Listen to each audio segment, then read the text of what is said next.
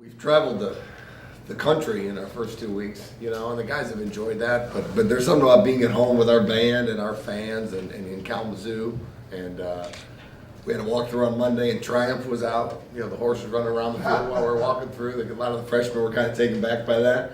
And so we're excited. We're excited to get home. We're excited to play again and get home in front of the Kalamazoo fans because they're really, and the student body, they're really what makes Kalamazoo a different place to play. After two tough games, obviously, like you said, both on the road, what have you learned from your team so far? We're learning, yeah. We've learned a lot. I tried to tell them after the first game, that anything that happened in game one doesn't mean anything anymore. I thought our defense played really good 3 quarters in the first game, and then they came back and they were really upset about that fourth quarter at USC. I thought they played pretty good. Offensively, I think we played really well against USC, and I didn't think we played well last week. So we're in the process of trying to develop consistency. You know what I mean? And that's really what happens when you're talking about new schemes. And then you throw some new players like a quarterback and wideouts in there to that. And really, I think it's going to take 3 to 4 games to truly figure out who we are and what we are. So we'll learn a ton this week. Can the defense come out? Can our special teams continue to do what it's doing? That's the one part that's been consistent, and so we're learning. Every single play we run, for us it's John seeing something for the very first time, and he doesn't miss things twice too often, so it's good. It's like we can't get out there and play fast enough, for my liking to just figure out what our strengths are, what our weaknesses are. Because there's a lot of difference between the practice field and the game field, as far as for the quarterback especially. Coach, just get this out of the way. Eric Asua, Justin Tranquil, Chris Doyle, can you comment on where they're at? Yeah, Doyle's going to be a couple weeks. He's in a boot. We're getting him back. He'll be back. I'm guessing 3 to 4 weeks. Tranquil's out. He's gonna. He unfortunately is going to have surgery on his knee. It hurts. I thought he would be all MAC player, love the kid, love his work ethic. He's done it before, so it's not like it's something that he hasn't dealt with before, so he'll be, he's got a great attitude. I feel horrible for the kid. He would have, especially in our defense, he would have had an unbelievable year because it allows our safeties to do a lot of things like Louis Delmas got to do. Just tackle after tackle after tackle. And then Asua should be back. It wasn't it's just a sprain. It's a knee that he has to fight through. I don't know if it'll be this week or next week. It's going to be a tolerance thing, which was actually good news because we didn't have a clue how good or bad that one could go. So really those are, but Tranquil's a big one. He's on every special teams. He's a team leader. He'll still be a team leader because that's who he is, and he'll coach up the other guys. We got some talent back there and not much experience, but now we have talent. He's really our only experienced safety coming back, and so he'll help those guys out. He should maybe be able to be eligible for a medical red shirt. Maybe. You don't put in for any of those till after the season, Right. so we will, and we'll see if we can get it. And in the meantime, I kind of gave him a whistle this morning, like, here you go, coach. Okay, cool, enjoy the cool, year, cool. and so he'll help those guys out. Coach Dowse is up in the booth, so to have somebody to talk to the safeties down on the field will be really good. What is it specifically? ACL? Yes, and there's a lot. It wasn't more than just that. It was multiple, but ACL was one of the. I don't know how many total. Once they said ACL, I didn't. They rattled off a couple more. So it's what he had. Like I said, it's what he had before. So Same year. He's done both already. Oh, that's so. This is the one he did in high school. I don't know what that means. I don't know when he did. I don't know the timeline, but he had already done both. But he did the one he did in high school, whatever. That's what I was told. Yeah. But so. Can you talk about your freshman defensive end too? It looks like he's starting on the 2D, and for Asua fight. Oh, Ollie. Ali, yeah. Ollie's doing a great. Ollie's been since the moment he got here. He's got the mass to play. He's like 250 pounds, I think, or 45, and extremely explosive. He's a great pass rusher. He's got quick twitch. His biggest thing is going to be just learning how to react in all the different situations. He got an old school Big Ten power play at him on Saturday. Fullback came out of nowhere and he didn't wrong arm it, and he got taken for a ride. He got up fast, but I mean he was and it was kind of a welcome to college football hit, and it was good for him because the moment he hit the ground, he spun right back up and got in on the tackle. So he's a really talented kid, and he's kind of getting pushed into the action. We were kind of hoping he'd be a two-guy rotator, but throughout a year, roles are going to change. But we've liked what we've seen in the first 2 weeks out of him. Coach, what have you seen from John in the first 2 weeks, and where's your confidence level with him right now? Good. I look at it differently than a lot of people because I played the position. We have not given him we haven't put a ton on his plate. So really the last drive, I thought he had a pretty good last drive. He started communicating with us a little bit more on the last drive. We've been doing everything in our power to not put too much pressure on him, to get him to crumble before he even has a chance, because that happens all the time. He hasn't made a ton of bad decisions. We're going to have to give him more. The frustrating part for us is just in a game against Michigan State, you got to try to find a way to run it, which we couldn't. And you got to take shots over the top. They're gonna suffocate you. And we called seven shots downfield and only got two down there. One was Gio, and the defender went up. The defender made a great play. John threw one out of bounds late in the game, and all the rest something happened. It was either our right guard, it was our left guard, it was the receiver didn't get the signal. Like we found a way. All the young guys found a way to screw up. The 7 opportunities. The sweet spot is when the ball's coming down, there's an offensive player and a defensive player, and everyone in the stands looks up and says, who's going to win? And they go up, So you go there, I want 7 of those. I want to heave it. I want it high in the air. That's a Coach Cuban thing. I want to throw you so high that everyone sees it and the crowd starts making noise because the defensive coordinator is going to know that we're not afraid to do that. And Coach John's called a bunch of them, and only 2 actually made it down the field. And that's something, because that's shooting ourselves in the foot. It'll be interesting to see when we actually can get 7 balls down the field to the sweet spot and see if our guys can make a play. Because I thought Gio went up, tried to strong arm the ball, and the guy timed it beautifully. And then the second one didn't have a chance because John threw it out of bounds. So I'm proud. John understands what we're trying to do. We're going to start, you coach him, he'll do exactly what I tell him to do. I've been coaching conservatively with him on purpose. Really thought we'd have a better running game so I could continue to coach him conservatively. But depending on, I know we'll bounce back running game wise, and if we can, I'm going to keep him pretty tight. If we end up struggling running the ball, we're going to have to loosen him up and let him do some more things and drop back some more and move him around some more and let him get involved in the running game. These are things I know he can do, but I don't necessarily want to throw him to the wolves immediately. So I've been putting the bubble around him, not Coach John's or anything. We've just been trying to protect him as much as we can. So his numbers are not good. We haven't given him a chance. He's probably had 10 drops in 2 games, so we're not even helping him when he finally gets it right and throws a strike. They've been dropped a lot of times. So and we're working on that. You forget that the moment he lets it go, there's a young receiver catching it because we're worried about the young quarterback. So these are things we're working on. But I'm happy with where he's at. I don't think he's done anything to hurt us. Although we struggle offensively, I don't feel like we're a team that's just handing the ball to the other team, like a team that can't protect the ball.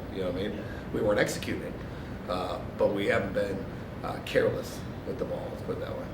Coach, last week you said that Darius Phillips reminded you of Devin Hester. Yes. Said that you were expecting teams to stop kicking at him. Obviously, Michigan State didn't do that, and you made him pay.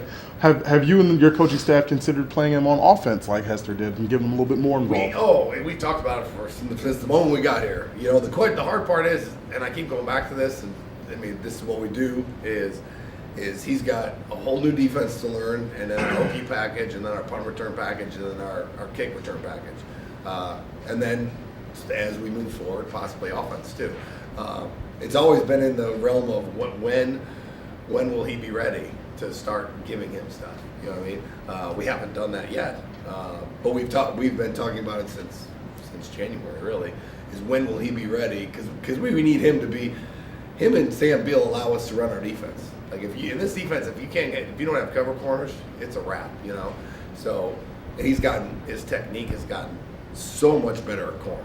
He's so much better at the line of scrimmage than he was in the spring when he was just relying on his athleticism, that it's allowing him to get his eyes back earlier. And I don't know if you figured out his ball skills are amazing. So when he gets his eyes back even a little bit earlier, he's a weapon to pick the ball. I mean, he's got 2 picks too, on top of this, some of the great returns, you know. So, you know, he's really understanding the defense now, and he understands all the Coach Kenny's returns, and we got to get the punt return team going a little bit. But it's definitely been something we're talking about, and you know, I am in constant communication with him as he gets comfortable with all that he's doing. I don't want to lose defensive production for that, you know. But there's a strong possibility that it'll be coming at some point. Coach, you had Sam Darnold and a much improved Brian Lewerke in weeks 1 and 2.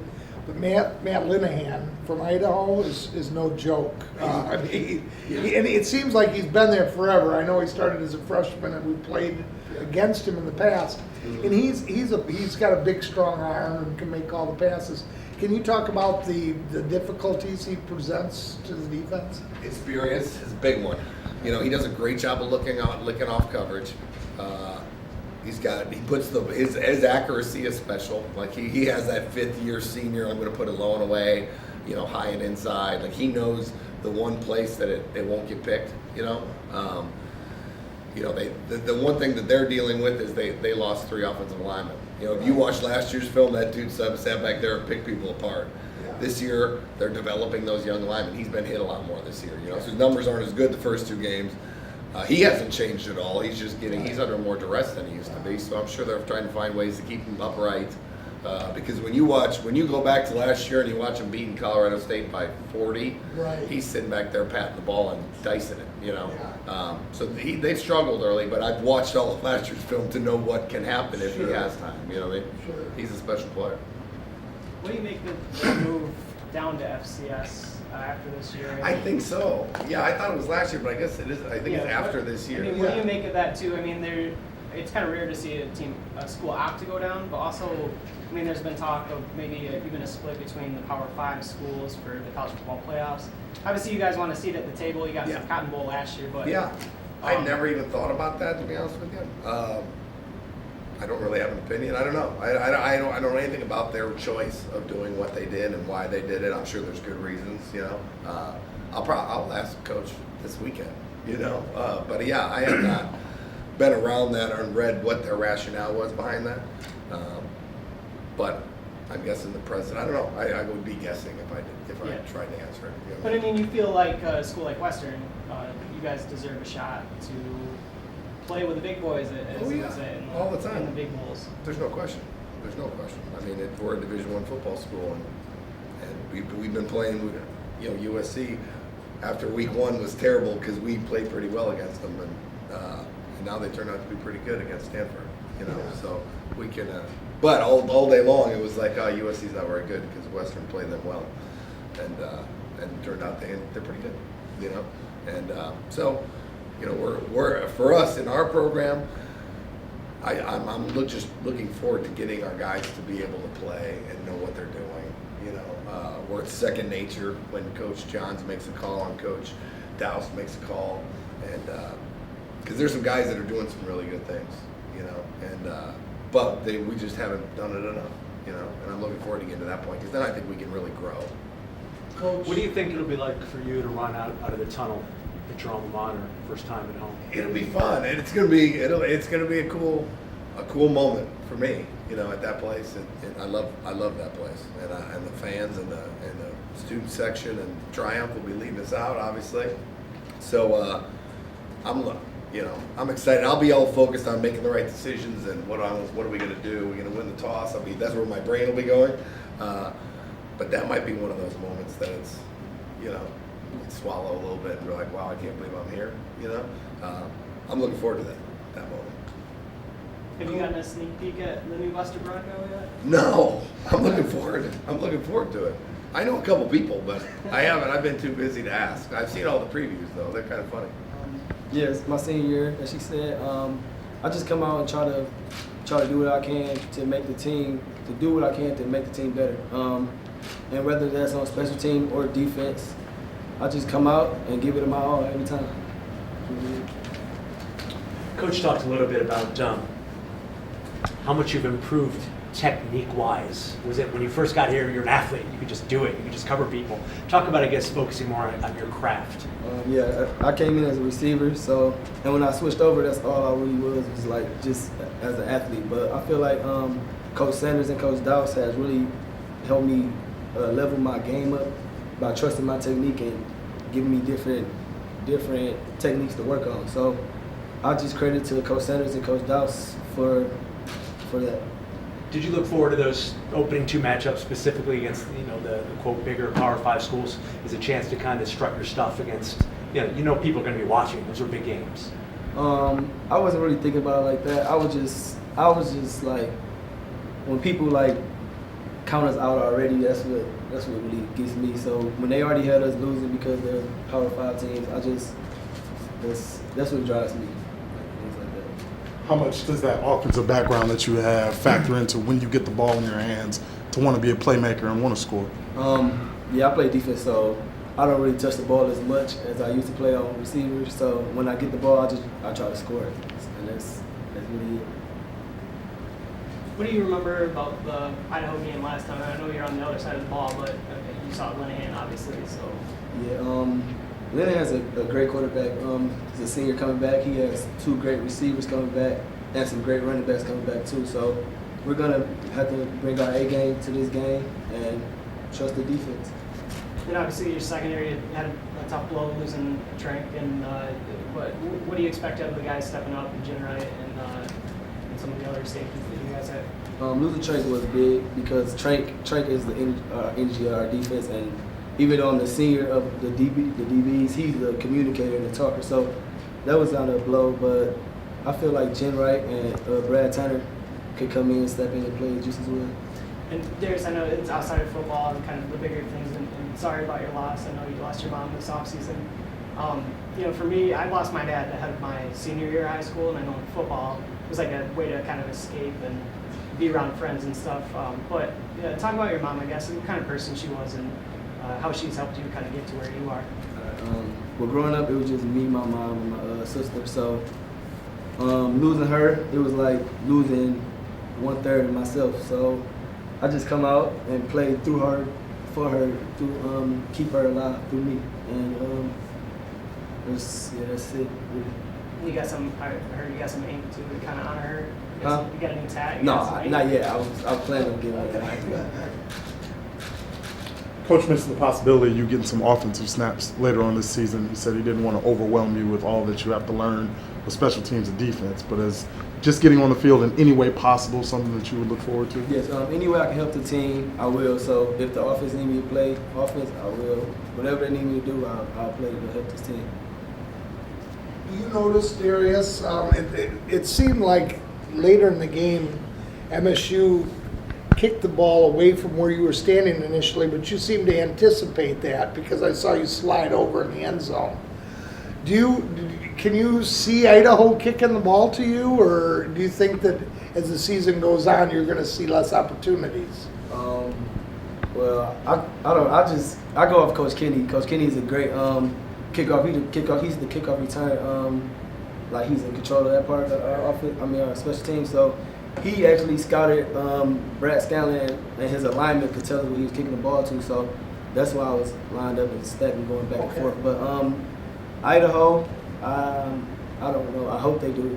I know Tucker helps you with when they bring it out, but is there like 3, 4, 5 yards deep? Is there kind of a limit as far back as he'll go before you take it out? They tell us if it goes too deep, don't bring it out. But I'll still try to bring it out because I really touch it. But when Tucker stops me, I stop.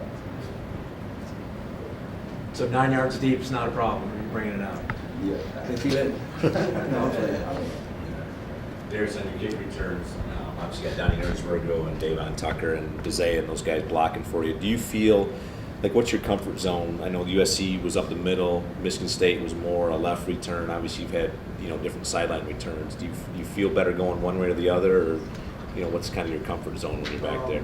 No, I trust our kickoff return team wherever they give me, and they trust me. So they go out and block as hard as they can. And a guy that probably nobody knows about is Deshaun Foster. He just got put on scholarship, and he's working hard. So they block for me, and they don't get the credit that they should get because they really don't have the ball. But they block excellent, and his block really sprung me free this Michigan State game, and just thank him for that. Darius, as a cornerback, you have opportunities to take some chances on balls, to jump routes and that type of thing. Do you think of yourself as the type of cornerback who's willing to take some chances, or are you a little more conservative, in the opportunities to get interceptions? Last year I was very risky, and this year Coach Dowse, the defense coordinator, he actually told me to slow down on that. So I really haven't been. I really try to stay into the scheme and try not to get out of the scheme and try to make plays. I just trust what he tells us to do and trust the scheme.